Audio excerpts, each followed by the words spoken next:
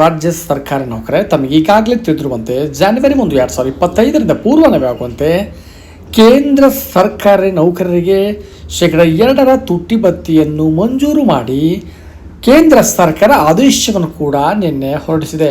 ಆ ಆದೇಶದ ಪ್ರತಿ ಲಭ್ಯವಾದ ತಕ್ಷಣ ಕರ್ನಾಟಕ ರಾಜ್ಯ ಸರ್ಕಾರಿ ನೌಕರರ ಸಂಘ ಕೂಡ ಕಾರ್ಯೋನ್ಮುಖವಾಗಿದ್ದು ಕರ್ನಾಟಕ ರಾಜ್ಯದ ಮಾನ್ಯ ಮುಖ್ಯಮಂತ್ರಿಗಳಿಗೂ ಹಾಗೂ ಆರ್ಥಿಕ ಇಲಾಖೆಗೆ ಒಂದು ಪತ್ರವನ್ನು ನೀಡುವುದರ ಮೂಲಕ ಶೀಘ್ರದಲ್ಲೇ ತುಟ್ಟಿ ಭತ್ಯೆಯನ್ನು ಬಿಡುಗಡೆ ಮಾಡುವಂತೆ ಒಂದು ಮನವಿಯನ್ನು ಮಾಡಿರ್ತಾರೆ. ಆ ಒಂದು ಪತ್ರದ ಸಾರಾಂಶವನ್ನು ನಾವು ನೋಡ್ತಾ ಹೋಗೋಣ.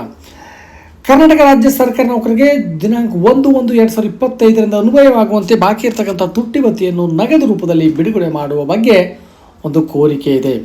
ಅಖಿಲ ಭಾರತ ಬೆಲೆ ಸೂಚ್ಯಾಂಕವನ್ನು ಆಧರಿಸಿ ಕೇಂದ್ರ ಸರ್ಕಾರವು ತನ್ನ ನೌಕರಿಗೆ ತುಟ್ಟಿ ಭತ್ಯೆಯನ್ನು ಮಂಜೂರು ಮಾಡಿದ ದಿನಾಂಕದಿಂದಲೇ ಪೂರ್ವನಯವಾಗಿ ಕರ್ನಾಟಕ ರಾಜ್ಯ ಸರ್ಕಾರವೂ ಸಹ ರಾಜ್ಯ ಸರ್ಕಾರಿ ನೌಕರಿಗೆ ತುಟ್ಟಿ ಭತ್ಯೆಯನ್ನು ಈ ಹಿಂದಿನಿಂದಲೂ ಮಂಜೂರು ಮಾಡಿರುತ್ತದೆ. ಹಾಗೂ ಉಲ್ಲೇಖದ ಆದೇಶದಂತೆ ಕೇಂದ್ರ ಸರ್ಕಾರವು ತನ್ನ ನೌಕರರಿಗೆ ಜನವರಿ 1, 2025ರಿಂದ ಪೂರ್ವನಯವಾಗಿ ಜಾರಿಗೆ ಬರುವಂತೆ ಶೇಕಡ 2 ತುಟ್ಟಿ ಭತ್ಯೆಯನ್ನು ಮಂಜೂರು ಮಾಡಿರುತ್ತದೆ.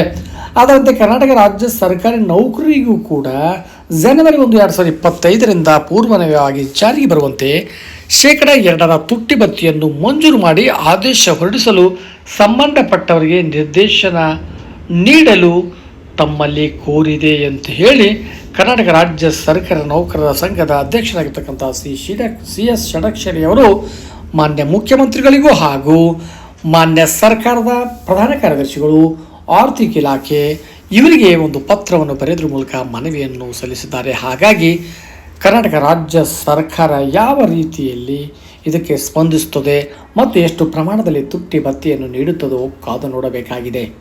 ಧನ್ಯವಾದಗಳು.